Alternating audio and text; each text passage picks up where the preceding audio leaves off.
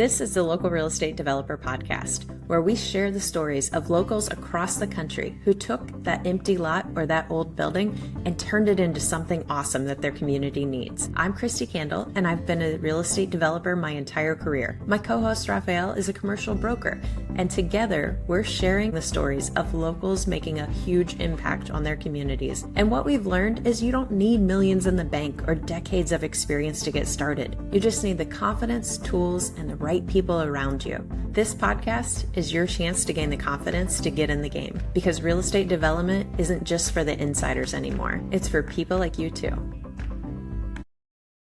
Welcome to the Local Real Estate Developer Podcast, a podcast that's dedicated to helping people pursue real estate development projects in their own community. My name is Raphael. I am an investor and commercial broker located here in Louisville, Kentucky. And I'm here with my co-host, Kristi Kandel, who's also a developer extraordinaire. Hey, yeah, I'm a developer mentor, and I teach locals how to become developers in their own backyard. And today we have a guest who I think I found you on Instagram and just loved your energy, loved what you were putting out. And then we chatted on the phone, and I was like, oh my gosh, you need to be on the podcast and share your story because people need to hear this. So Sisi, welcome to the show. Thank you. Thank you so much, Ro, for having me. Yeah, thanks for being here. Maybe why don't you give the audience some background on who you are, and maybe not getting into the first project, but just kind of how you got interested in development in the first place. Okay. So hi, you guys. My name is Sisi, short for Sierra. I'm from originally Milwaukee, Wisconsin, but I'm here in Atlanta, Georgia now 5 years. So I got my start in development by first starting doing fix and flips, buying homes, just all things real estate.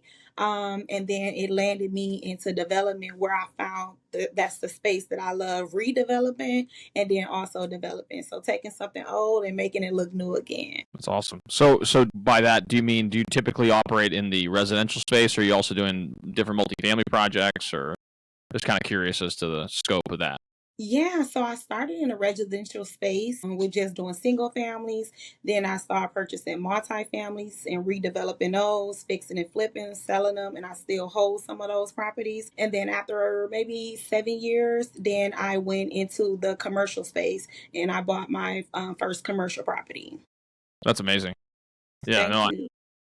I'm fascinated to hear, maybe a little bit about that progression, because I think that a lot of the people that listen to this particular podcast, they are people who are aspiring developers. So they have a vision probably similar to the way you had it, except you executed it, right? You went through you said, hey, this is what I want to do, and I'm going to go ahead and pursue it and make it happen. So can you kind of walk us through maybe that first jump, and maybe we can advance a little bit, because I know you started in fixing and flipping and you started getting into multifamily.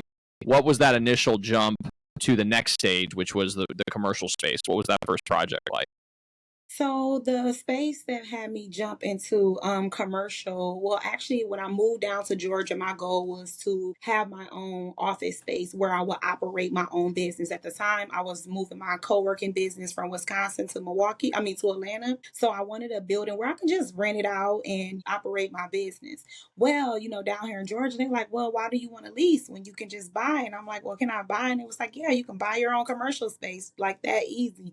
And I was like, okay. So I probably looked at almost 100 buildings because I just wanted to look and feel a certain way. So it was hard finding something that fit exactly my business model. So I got my commercial real estate lender. He connected me to a lender, and I ended up purchasing the property.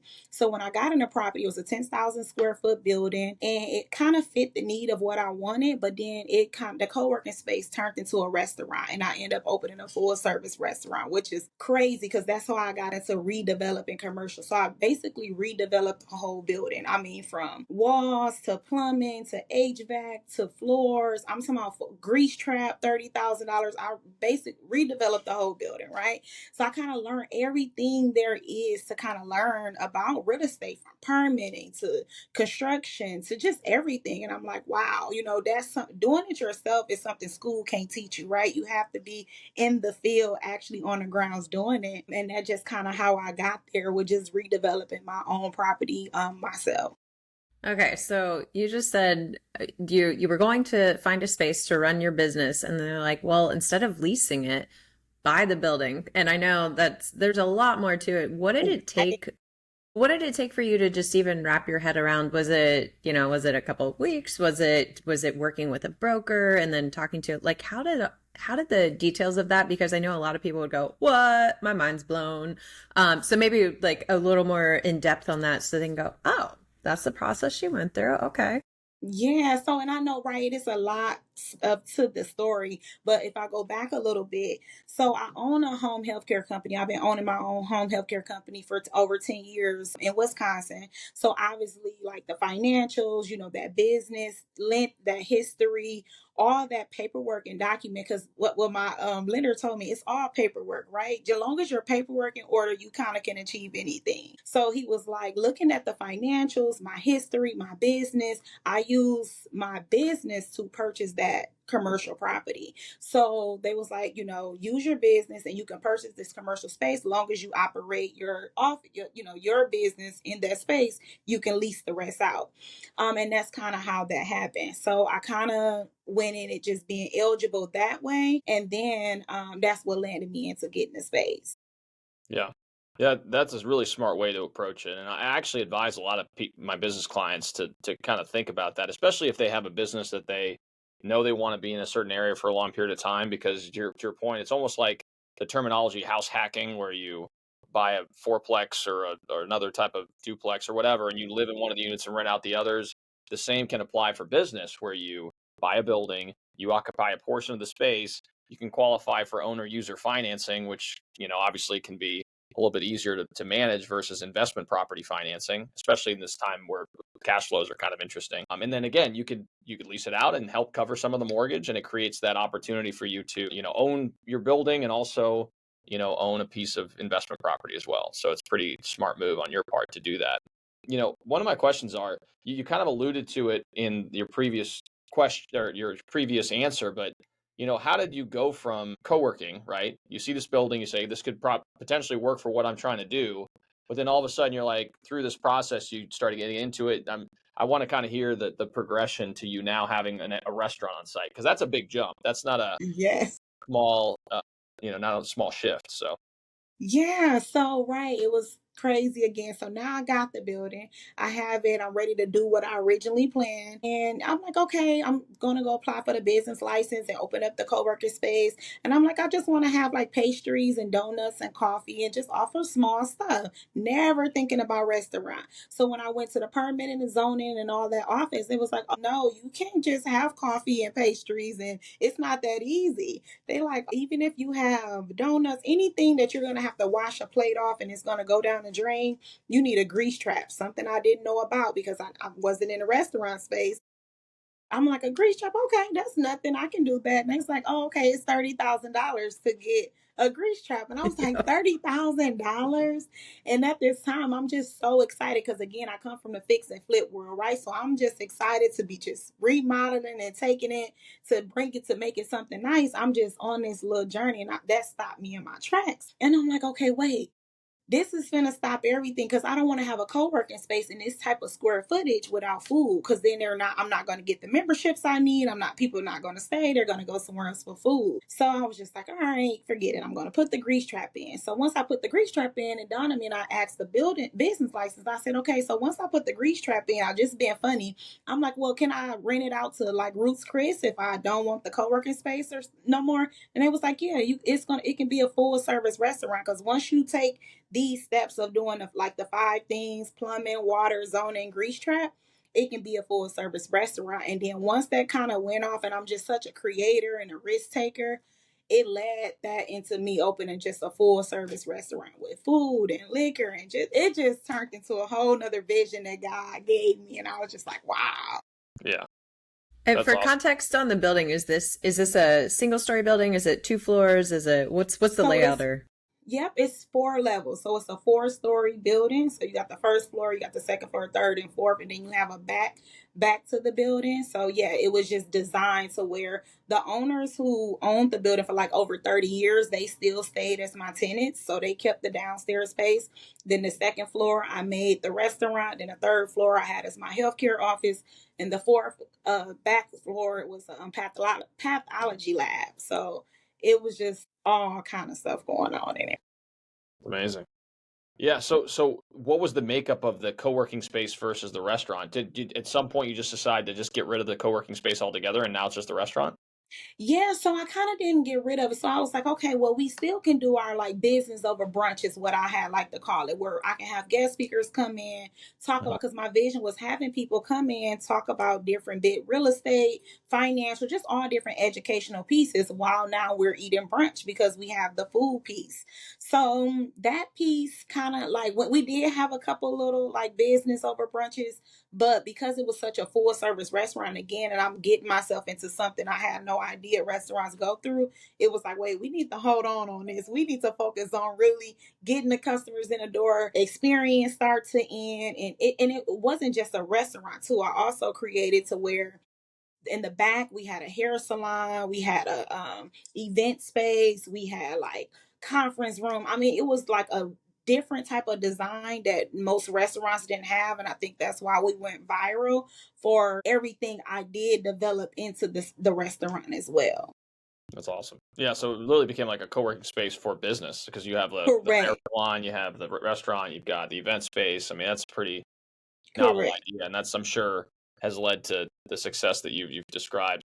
What are some of the challenges that you faced with that project? Because I feel like that in and of itself has so many moving pieces. So how did you kind of navigate some of those initial phases of the project and then maybe at the end on the operational side? Because I do a lot in the retail space. I used to run a restaurant myself, more on the management side, and then I had a catering company in college when I was going to Arizona State. So I kind of understand some of the Yeah. challenges currently restaurants face. So I'm kind of curious about number one, talk a little bit about the challenges you had to overcome when you first were taking on this project, and then ultimately the operational side and the restaurant side would be interesting too. Yeah, so let's go into some of the challenges because it's so many. I can write a book about it. Just with this You one should. project. Yes, yes. So let's go all the way back. So now after I know it's going to be a restaurant, so now those challenges start to come into one. I have to hire an architect for the plan design to even get approved because now I want to have this over here and now we need to build a stairs that wasn't there. We need the wheelchair ramp coming around. So I needed an architect. Okay, those architectural plans, $10,000. Okay, on the architectural plans, now we need you to add trees and landscaping around. That's more money. So the money just started to just trickle up. Then, okay, I do one thing, and now they say, oh, who is your designer? I don't have a designer. I'm my own designer, which wasn't a problem because I'm like a creator and I'm in design. And they like, okay, well, who's your general contractor? General contractor. I didn't know I needed that. I just wanted to have a conference room over here and this over there. Nope, you need contractors, and then hiring contractors, getting plumbing companies, getting HVAC. 2 months after I put the grease trap in, the downstairs, the first floor, the tenants that was there 30 years, they had a flood in the middle of the night at 2 in the morning. The water tank started leaking. Now they hadn't put no new hot water tanks, no new HVAC. The building was 10,000 square feet, so I had six HVAC units, 4 water tanks. 3 of them went out. Water tanks went out. The back room flooded. I had to redo their floors while remodeling my upstairs. I mean, it was just things after things. And then the permit, I could not get the CO to get to in the restaurant. That was like my hardest trial. It took a year. People don't know how long it takes just for permits to get pulled and the plans to get changed and having an architect to go back and change the design. So it's like all this stuff that I've like learned and went through, which was a failure at the time. But now again, it's a success because now I know what to do differently. So those was like some of my biggest challenges. And then even knowing then I'm like, ooh, I maybe should have had a business partner. No business partner. Everything that I was doing business wise, operational wise was all just me. And I was just like, okay, wow, wait, hear why people have multiple partners partners in the restaurant space. It's 3 and 4 owners. Like, so I got to be able to chance. So to move to the operational piece, like you're referencing, yes, people don't really know what it takes in that restaurant field until you actually own it. I mean, it's a lot from payroll to supplies to expenses. I mean, it really is a lot running a restaurant. And I really was able to experience a lot of those challenges. Yeah. No, front of house, back of house, inventory control, fluctuations in pricing for inventory can affect your margins. Like it's a brutal business, but I've always loved food. I've always been a big food person. So obviously I'm passionate to help people in the restaurant space, but to your point, I mean, you just, it's awesome to see this where you just like, you know what, I think it's a good idea. I'm going for it. I don't care. I'm going to learn and I'm going to experience this. And ultimately we're going to come out on the other side. That's a great attitude to have. Yes, no risk, no reward. I feel like every day we wake up, we step out in this world, it's a risk, right? So why not take a risk on yourself? So for anybody watching this, I just encourage people to bet on yourself, take a risk. You know, you don't know what you don't know. So I feel like the best educational piece, college and school can only teach you so much, but actually getting out there on the field and taking some losses, unfortunately, is what's going to teach you. So that's just my piece from that.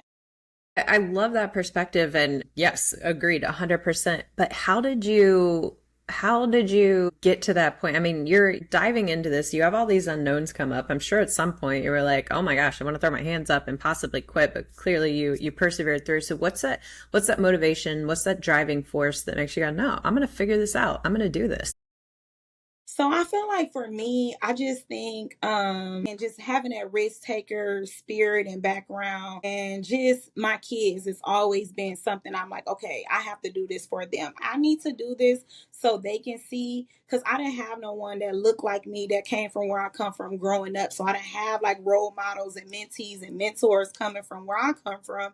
So I'm like, I want to set that example for my kids and my children and for other people who are like me in the same position. Like, how do I do it? So I feel like, I don't know, God kind of used me as that vessel to be the one to do it so people can see you can do it. Because I think a lot of us never vision of, oh, you can own a commercial building, a 10,000 square foot building. You know, we only sometimes stop at residential because we think, you know, you have to be a millionaire or a billionaire to even own this type of things or do these type of things like own a restaurant. So I kind of feel like that I'm just the chosen one, but I'm also just always been that hard worker, that risk taker, and the person that like, I want to see for myself. I'm the crazy serial entrepreneur that's like, I want to see for myself. And just not giving up. Again, you just gotta keep going because I feel like if you can make it this far, you can make it even farther. Absolutely. Yeah. And to your point, just that attitude to say, hey, you know what? I may not know this right now, but I'm going to figure it out. Like Yeah, that's the true entrepreneurial mindset. Because yeah, you're right. I mean, you don't know. No one knows everything. Like no, I think, and the more you learn, the more you realize you don't know. And it's kind of exactly. like a dichotomy almost, but obviously having that attitude is very helpful for sure. And so, I think one of the things that we like to talk about in the podcast is the impact that, these types of projects can have in the community. Have you seen, I guess, community impact as a result of this project? And maybe if you could describe it a little bit. Yeah, so community impact, I will say, and you speak referencing like around in the community where I developed the space, how it Correct. affected. Yeah, so right before, right when I bought the building across the street, the hospital, it was West Wellstar Hospital, a real big hospital in Georgia. They had one of their office spaces there, and they were closing down. So literally the week after I purchased my property, Porsche was buying the old hospital across the street. So it's kind of like a battle, but that also was a sign. This is going to be a booming area. Porsche going to build this world class, which they just grand open, I think, at the end of this year. So they built this world class Porsche dealership. I knew the direction of what that area was going to turn to. Now it was already a good area because it's right by the Battery. I mean, the Battery, the Braves Stadium. Not sure if you guys familiar with Atlanta, but the baseball stadium, 5 minutes up the road. The Battery that they just built, new new apartments. So it just was a growing and developing area. And on that space, it was like an all corporate area. So I put a restaurant in the middle of like a corporate business park development, which they needed more food spaces. So I was able to market to the hotels and tell the hotels, hey, when your guests come in town, if you send them my way, we can give them discounts. And they like the reward programs. We had a chiropractor office right next door. We gave them discounts, and then they were able to, instead of ordering Uber Eats all the time, now they got chef cooked meals that they could just walk next door and eat. So I think it really changed. It really had a good impact on the community. It wasn't like bad because it wasn't a nightclub, right? So we didn't have like this crazy traffic or no noise issues or anything like that. So we had valet services. So valet kept the traffic under control. It was a good setup, but it was different because most people wouldn't put a restaurant inside an office building. But it just was that new development style that made it so different. And people loved that because it was such a different business model. Well, and that led to your eventual exit on this one, right? To where maybe tell us some more about what kind of opportunity came up once you had that built. Hey, can we chat for a second? Since you're listening to this podcast, you're already thinking like a developer. You see the potential in your community, and you're ready to do more than just watch from the sidelines. That's exactly why we created the Local Developer Vault. It's a free resource full of tools, templates, and trainings to help you take action. And here's the best part. When you sign up, you'll also get access to our local real estate developer community. It's full of people just like you who are making real things happen in their neighborhoods. So don't just listen to the stories. Become the next one that we spotlight on our show. The link in the show notes to unlock the vault and join our movement. Yeah, so once I had this built, I got the restaurant operating. It's 5 years now. It had been 5 years since I owned the property. So obviously the value had increased, and what I did, the redevelopment helped increase the value. So I had people reaching out even a couple of years ago, and they like, do you want to sell the property? You want to sell the property? And I never was like, no, I'm keeping this for my kids. Like, I'm never selling this property. This is my first one. I always just had in the back of my mind, I'm going to keep it. But then I had some investors that, again, because Porsche was across the street, now you got all these automotive people that want to be right here by Porsche. So these guys, they were very persistent. They was very like, okay, we want the restaurant. They kept coming to look at the restaurant. They kept coming to look at the space. And they like, we want to open an auto broker dealer downstairs, and then we can keep the restaurant upstairs. So they just kept pinging on it. And then I started facing some challenges with the restaurant, with the economy and people not spending anymore, and just different things started to unfold. And I was just like, okay. And I had my business partner who's in real estate development. He was like, look, Sierra, you can't attack, I know you treating this business like your baby. This not your baby. You got to buy, build, sell. Buy, build, sell is all you need to have in the back of your mind. Build it, you buy it, you build it, and then you sell it. And I'm like, okay, you're right. He was like, we got some bigger development projects happening, which is the one in Milwaukee I'm going to tell you guys about. And he was like, you can take this money and, do these different things. So anyway, fast forward, it kind of finally lead into the sale of the building, which happened in March. So March 12th, I sold my baby to some developers. To some, they own hotels, they own auto broker, they owned a lot of different businesses. And I sold it to them. And they also was like, well, we want to hire you on. We don't want this relationship to end. We want you to be our restaurant consultant and help us turn this into like a Mediterranean restaurant. So I sold it. I'm going to work with them. And yeah, and I'm on to the next project.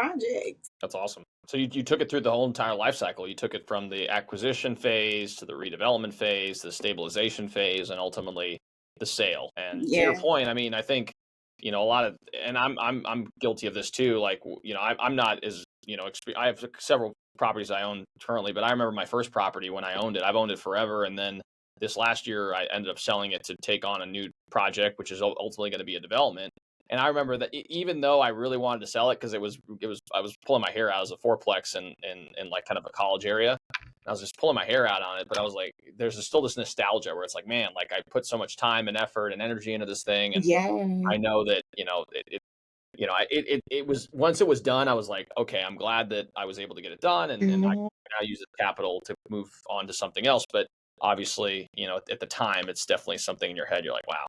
Yes. Yeah.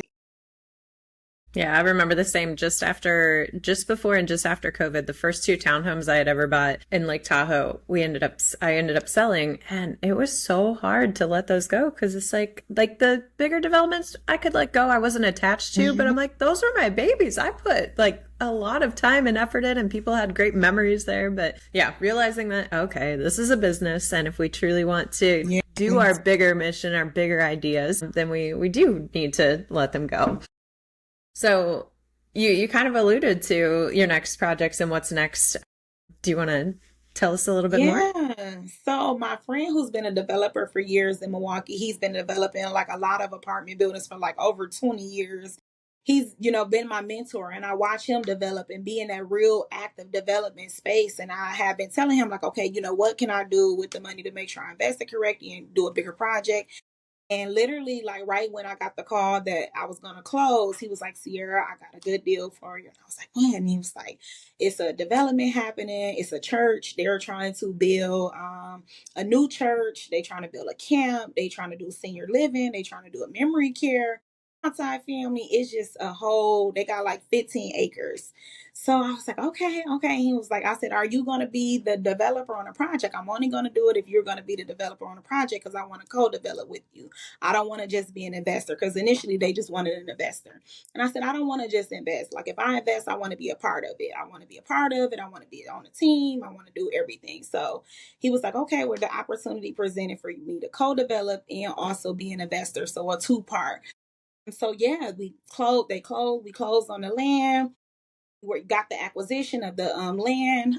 So now we're in the beginning stages of the pre-development, and we're gonna be building single family homes that will go a camp, memory care center, supportive independent living apartments, which my healthcare company would be able to utilize that because we find housing for our members. So it's just it's a big development space that I'm very happy about because it's in my hometown and it's like a give back to my city, and it's working with a church. So I also thought that was big as well. Yeah, that's awesome. So it's a multi-phase project, and I guess how is the project laid out? Is it a 3-year timeline? You start off with single family, and then do other. How does that look? Yeah, so they're going to do it in phases. So right now we're going to start doing the homes first because those are easier to sell. So they're going to start selling the lots and doing the homes, building that first, and then we'll go next into the multi-unit apartment, and then just different phases. So it's different phases. So yeah, it could definitely be a easily up to 3 to 5 year project just with the different phases. Yeah. No, that's awesome. And to the point that you're making, a lot of these developments too, the larger ones, like you always have to phase them out because you get them cash Yes. flow, you stabilize, do whatever that phase is, and then ultimately you go on to the next one, and then you continue on until you can actually have the final product. So Yes. And since this is a larger one, how many partners do you guys have? And just generally, how was that structured and put together? So it really is only two partners. It's the church and it's me, far as partnership on the deal. So I actually only have a 10% ownership in the deal, which is still good for that type of development. So I bought in for a 10% investor for our partnership. So it's the church and then it's me. And then just on the developer side, I'll be the co-developer alongside my friend who's the actual developer of the space. So, but I think, obviously they're going to probably raise capital and funding and get more people involved. But just in the acquisition phase, it was only two. And then you had talked about partners earlier and how you would do that in the future. I always talk about it now. I'm like, I would only do things as a partnership because it's so much more fun and you can offset the responsibility and you can figure out, hey, these parts I love. It gives me tons of energy. And then finding that partner who can pick up the other side is so huge. How did you go about vetting the partnership and both with your co-developer and with the church and what do you look for in partners in general? Because that could, a lot of times in our fix and flips and our smaller multifamily, we can do it alone. But if you want to get into development, it's a team sport. So maybe what's your thought process behind partnerships too? Yeah, so I'm a big firm believer. Right now, my saying been the power is in partnership. The power is in partnership, partnership, partnership. So just knowing what I know now, any business ventures that I'm going to do moving forward, I want to do partnership. So like I mentioned earlier, even just with selling the restaurant. So the restaurant has not, even though the building is gone, we're not see your ATL no more. We see your cocktails, and we literally been doing everything, catering, corporate events, and all that. So I actually was able to find a partnership with that. And I love. So now I have a partner that helps me. I do the food. I mean, drinks, she do the food. So with catering, you need those two to align. So that kind of introduced me into that first step of partnership and gave me that excitement. Like, oh my God, see, I wish I would have did this in the beginning. And then with real estate, the developer is my friend. We've been friends, so I trusted him. And then the guy, the church, I mean, they didn't know each other, but I mean, he's a developer and he's an active developer in the area. So I'm sure they was vetting developers in the area, and they came across him. And I mean, his track record is just what it is. He's been developing apartment buildings, multifamily for years. So they, trusted him. Um, I flew home to go and actually meet the church. I went and sat in the service because I wanted to get a feel of who am I, investing in, who am I partnering. I want to kind of know the person. So I went and sat in church service, got a feel of the church, got a feel of the people, and the aura, the energy, the spirit, and the line just before I made my final decision. Like, is this what I want to do? And I kind of just, vetted it. I just, it's still good to vet whoever you're going to go in partnership with. Everybody not going to work in partnership. But I think, really spending time with whoever you're going to partner with to make sure it's just a good partnership. Absolutely. Yeah. No, I mean, I've taken on, so historically, my first investment was a fourplex in kind of a college area here in Louisville. And then I didn't really invest at all because I transitioned from my previous career, which was in engineering, into brokerage, commercial brokerage. So for the first 4 years of brokerage, I didn't invest in real estate. And then the last year I bought 3 properties with partners. So, it was kind of like just nothing to all of a sudden just, jump in full force into it. And I've learned, to your point, with partnerships, it's finding the people that like to do the things that you yourself are maybe not Mm-hmm. as good at, but making sure that those people too are just high integrity. Like, you can rely on them. If they tell you something, you believe them, and it's going to actually work, because that helps streamline the communication. Because if there's ever a situation where there's miscommunication, or maybe there's lack or perceived lack of integrity, that's where things kind of go sideways. So, Yes, and it's agree. hard. It's hard. Sometimes you just go through those experiences and it doesn't work out, and you know you learn from Yeah. those experiences. You live and learn, and you decide on the next ones. Hey, I'm going to ask these questions, or I'm going to look at this track record and go, Mm-hmm. because you're not going to win them all. Yeah. But you will learn, and that's something that you've said throughout. You're like, I'm going to figure it out. I'm going to learn from it. It's better than the high school and college education, because that's how knowledge comes from learning that stuff. But wisdom, true wisdom, comes from taking action and just going, I'm going to fail way more than I'm going to succeed, and that's okay, because those wins that we get and that ripple effect that we're creating, that's the awesome part. So how do you stay motivated with all these things you got rolling? Like, how do you keep the motivation to? I mean, I could see the aura, right? You got the aura about you. I was just kind of curious, like, what drives you? What keeps you going? What keeps you wanting to pursue these types of projects?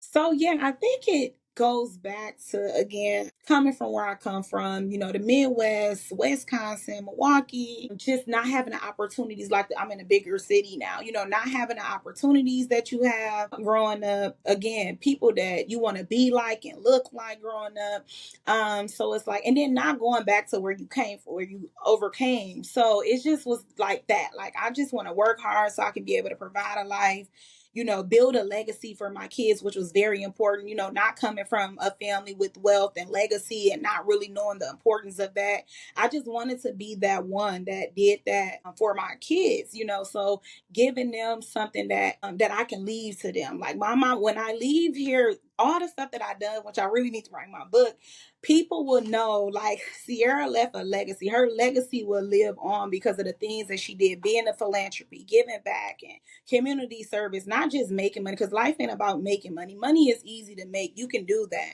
But it's about really giving your heart, giving your time, giving your energy, connecting with the right people, doing the right things in life. And that's why good things just come to people like that, right? Your spirit, your aura. So staying motivated is just, I gotta keep going back to my kids. I feel like if I didn't have children, I probably wouldn't be as motivated, because I feel like, okay, you know what will be pushing me or driving me, especially in times like this, in this economy and the way the world is. It's just such a hard life right now, and it's hard. And this is why a lot of people just going through what they're going through, because it's like you don't have nothing to be motivated by or to look forward to. So I just have to keep resorting back to them, that they my push and my drive, and that they the ones that's keeping me here. Because I can't say it's making money and having a lifestyle or materialistic things is just the last thing on earth, which a lot of people want to get money to do those things. But for me, I love being able to help people, put people in position, help seeing people win, help other people be happy,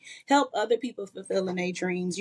So just not having what I had is what really drive me. So that's what driving me, is just being a help to others. Yeah. Preach, girl. I love it. I love it. That's exactly it. I have so many people are like, if I just won the lottery, then I'd be happy. I'm like, it doesn't matter. The money is never going to fulfill you or make you happy. You get to go out there and create that community around you, create that example, create the feelings and the places and spaces that bring us alive and bring us together. That's what matters. That right there. Yeah. Oh, I love that. And I guarantee you've already, I'm sure people tell you all the time what an inspiration you are. And, potentially they've gone out and done their own things and been able to take, even if it's the smallest risk, because of what you've done. And that has to also light a fire and keep you going. Yes, it does. It really does. So yes, hearing those stories, and because you don't think people watching. A lot of us is in the field, we work and we act, and we don't think paying attention. Like, people pay attention. They pay attention a lot, and they see you and they see what you're doing, and they know, and they can feel your energy, probably why you reached out, like you said, and they just see you. They see you. So people know who's really, just doing the thing. And hearing those stories, and people will tell you, like, because of you, because of the podcast I listened to, because of that speech you gave. And it's just those little nuggets that be like, okay, let me keep going, because I'm doing what I'm doing so somebody else could be doing what they doing. And that just that fulfills me. We only on this earth for a short amount of time, and I just think doing things in the spaces, the things that we love to do, and helping other people, I just feel like that's amazing. So yeah, and part of that too is inspiring other people to kind of take on that mantle, like to pursue development. So I guess one of the questions we have is, for those who are listening to this podcast, I'd say a good percentage of those who are listening are aspiring developers. So they're people who want to ultimately take on a development project of their own. I mean, what advice would you give to those people that are kind of hesitant about taking on that next step, but ultimately want to pursue maybe a similar path to what you've kind of been able to accomplish? The first thing I think, don't be too crazy like myself and trying to do it on your own. I really do think connecting with some people who've done it, who are doing it, and who have a lot of developments under their belt. Go and mentor those people. I'm a very serial networker. Like, I'm always out at events and real estate conferences and those seminars and workshops. Like, I think spend time there getting that educational piece, but then also networking and connecting with the people, the type of developers that you want to be like, because there's so many different areas of real estate and development and different type of development. So I think really connecting first and building up your resources and network of the people that's doing what you're doing, and then try to shadow them. Go try to shadow people, walk some development sites, really learn all that you can learn, and then try to partner with someone. Because I mean, even like now, with the economy and everything, with banks, they're not giving the funding out like they once was to people who are really new developers. So you got to work with someone that have different developments under their belt and go co-develop. Excuse me. So you can try to, before you even try to do it on your own, because I think it's just going to be harder. But if you're aspiring, you never did anything, you ain't fixed and flip, buying, nothing in the real estate space, and you want to go straight into development, I think spend some time educating yourself on the importance of everything with development. That's awesome. Yeah, I know teaming up with people is huge, especially to your point, if you don't necessarily have that experience, like you're not a contractor or anything like that, being able to team up with someone to help with that process is huge. And even if that means that you don't get as big of a piece of the development, it's always better just to kind of be able to learn from that person who can help you make sure that you can navigate those waters early on. That's a great advice. Yeah. I know people now are, some are saying, oh, you should never work for free, or you should never. I don't know. If you have the ability and the extra time to even put some time in to go learn, I mean, it's cheaper than a college education. And at the same time, if you're gaining someone else's 10,000 hours, I'm kind of a big fan of maybe potentially doing that. And I'm sure there's ways in that even a co-development, maybe you tell them, hey, I'm going to work it out to where I'm going to be your, like, I'm going to do everything. I'm going to be your boots on the ground. I'm going to go, everything you tell me to do, I'm going to go do it, knowing you're not going to know all the ropes, but maybe there's a way to get in small and get your feet wet and really get that experience, because it's so worth it in the long run. I think a lot of times we're short-sighted and we go, this one deal, this one return. But if we were to look at partnerships and deals in the way of, let's think about this being what if this was a multiple project and a 20-year partnership type of structure, to where we're looking at not just one outcome, but the outcome over the long run, and what that could turn into. And that might, be better in the long run. I don't know. Yeah, and that's why I love what you're doing, Kristi. When you told me about, building that space for the developers, I just don't see, even here in Georgia, a lot of people doing it. And I'm out active, and I know a lot of developers and builders and real estate companies, but people are not bridging that gap where they coming together, they putting everyone together. And, you even thinking about the conference of getting people together. So I think even having people who are the experienced developers come together, and now they can offer like maybe boot camps or workshops or whoever can. I think that's another way that we need for other people who's trying to come in the industry, because you see like every developers you kind of see, they just develop, because it's a lot of work. It's not easy, so they don't have as much time, but it's just, I think, bridging the gap with all the developers together to now create that network where people could kind of come into and learn. So I think that's amazing what you're doing for the developers. Yeah, and that's why we really want to be able to create that place, because someone who could learn from me and my projects is going to be different than someone who can learn from you, is someone different than Kenneth, someone different than Garland. And it's just like, and we'll all hear things different. We'll all be like, wow, that's super cool. So by creating that, we're normalizing it, and we're making it so, yeah, even someone like me could go do that, from a small town in Ohio, and you from the Midwest, and Raphael and his area. And it's cool and inspiring to go, all right, we can do this. We can make a difference. And if we put other builders in the same room together, what kind of energy are we putting there? What kind of ripple effect, and what kind of doors are going to open that we can't even think about today by doing that? Amazing. Yeah. Definitely. So, along with, you've continually just kept pressing the envelope with new projects and pushing forward, and you kind of alluded to this project with Milwaukee that you're going to be taking on. Any other projects that you're actively looking at or working on that are of note, and where do you see yourself in the next, call it 5 to 10 years?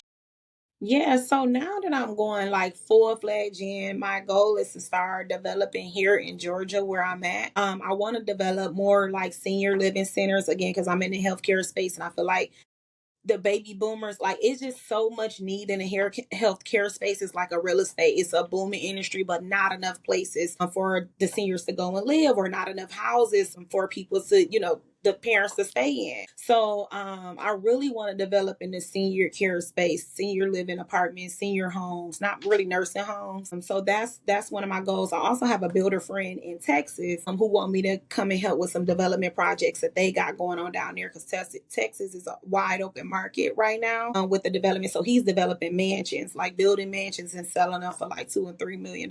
So that build is kind of interesting, and he's the active builder. And then just more development in my hometown. So I think like the next 5 to 10 years, I'll just be having more developments under my belt, and just really fully active deep development. I actually want to kind of learn more about the building space. So I do want to learn more about the building side of things. I'm kind of already in the design, and that's just for fun, but I think I want to take it seriously, because everybody like, Sierra, you need to design. So I know I can really design the start to end of the whatever projects, and be hands-on on that piece as well. That's awesome. Do you see your kids showing any interest in this, just out of curiosity, or are they still a little too young to? Yeah, I think they're a little too young, but I'm actually going on like a speaking tour this year where I'm going and speaking on panel stages where we're kind of doing like workshops teaching women how to like, just everything business and entrepreneurship. So this will be my first year. I'll take them on a road so they can kind of like see what mommy is talking about and doing. So I think once they kind of see that, then they might have a feel of it. But I don't know. It takes a lot. You got to really have a little getting it fixed and flipping and seeing something ugly and turning into everybody don't see the vision. You gotta have an eye for that real estate stuff because people be like, ain't no way I'm gonna do those type of things. Hmm. So Yeah. No, you've got to see the vision, and then also to be willing to go through the yeah, turmoil that takes you there as well. Because there's some people who start a project and they're like, oh my gosh, it seems like the world's falling apart, but it's like you'll get yes, through it. You'll get through it. yeah, Get to the finish line, So that's yeah, awesome. Well, Sisi, we really do appreciate your time. I gained a lot of insight from this discussion, and I'm really looking forward to staying in touch. I know, yeah, Kristi has alluded to the idea that we're going to be trying to coordinate meetings for yeah, developers from across the country to get together and make this into a more formal type of yeah, annual or biannual type of event. But really looking forward to staying in touch and really following along with your journey. If people yeah. want to learn more about you, maybe be able to get in touch or, whatever else, how could they be able to do that? Yeah, so you guys can follow me on Instagram at CC underscore the developer. So I kind of got all my different business and creator of all things all on that page. I'm also on LinkedIn as my real name, Sierra, SIERIA PAYNE, on the LinkedIn. And then with my catering and restaurant vision, you can also follow us at Sea or Cocktails. So we do a lot of things over there as well. That's awesome. And we'll be sure to include that in the show notes as well. So if you guys are watching this on YouTube, go ahead in the description. If you guys are listening to this podcast, again, it'll be in the description as well. Thank you so much for sharing your story. I love your energy. Yeah. Thank y'all. Thank y'all so much for having a nice meeting you, Raphael. And yes, like I tell Kristi, let's stay in touch. We have each other number and text. So I would love to get your contact information and see how I can be a need here in Georgia for you guys. So Yeah, no, and obviously Atlanta's such a big market, and really yeah, we're kind of in the same. So we're not too close, but about 7 hours away driving. So it's really not that far. And yeah, I'm looking forward to kind of staying in touch and seeing if there's opportunities in the future to be able to collaborate on different things. yeah. And in Wisconsin, because that's from there Oh, and we Wisconsin right too, yeah. there. Yeah. Yeah, no, I need to go. I need to make it to Wisconsin. I've yet to go to Milwaukee, but that's definitely on the list of places that I Yeah. want to go check out. And then you can come and see the development and see some other development opportunities because it's like the Midwest. Our markets is a little different and also better. It's a gold mine up there. Absolutely. No, yeah. I mean, it really is, and I'm very bullish on the Midwest, and I'm really excited about what the future holds. And who knows? Maybe in the future, once the development gets underway, that could be like a site tour we do, Mhm. Yeah. future stuff. So And in December, not that you want to go to Okay. Milwaukee when it's cold, but I do my road trip back to Tahoe and I take this crazy detour through the Midwest to see all families. So, Yeah. And I'm there for the holidays. So yes, that'd perfect, be perfect. perfect. Yes. well, Awesome. Cece, really, thank you so much for your time. We really do Thank you. appreciate it, and we're really excited to hear the feedback that people have from this podcast episode. So if you guys are watching this on YouTube, please like and subscribe. It makes a huge impact on our ability to reach a broader audience. Along with that, if you guys are watching or listening to this in a podcast format, whether that's Spotify or Apple Podcasts, please leave a 5-star review. The more reviews we receive, the broader reach we get, and ultimately we get to spread the message of aspiring people or inspiring people to be able to develop their first commercial project. So thanks again so much for tuning in, and we'll see you all next time.